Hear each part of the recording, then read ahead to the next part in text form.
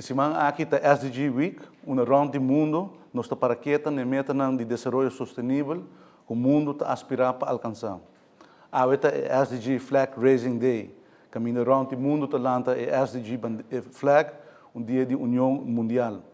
Na 2015, todo Estado membro da Nações Unidas adoptar a Agenda 2030 para desenvolvimento sustentável, com a meta para lograr o melhor mundo.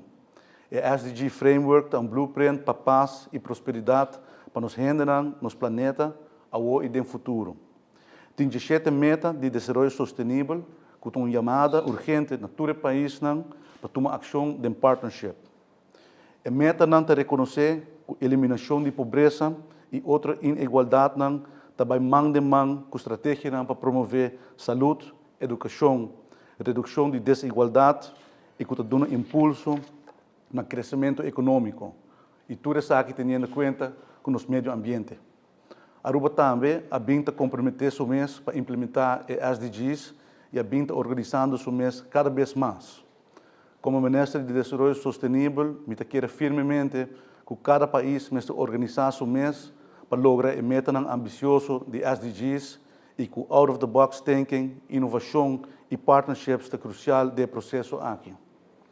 O governo de Aruba organiza o mês por meio de Aruba National SDG Institutional Framework, em qual a National SDG Commission tem rol importante em coordenar a implementação de SDGs na Aruba. Desde 2015, o trabalho agora assim de awareness, de produção de dados e desenvolvimento de manejo. Recentemente, Aruba apresentou a Voluntary National Review de Nações Unidas para avançar e explica o que a Aruba está fazendo para implementar SDGs. A implementação de SDGs porta challenging para o governo não está só dentro aqui. Nós estamos orgulhosos para que tem diferentes iniciativas também do setor privado, NGOs, academia e sociedade civil.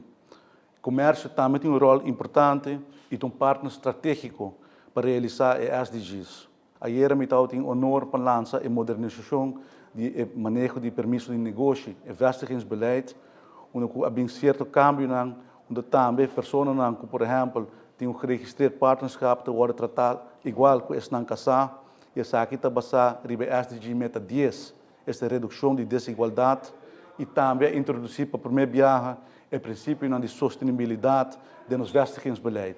Essa aqui basada em SDG Meta 13, esta ação para combater climate change.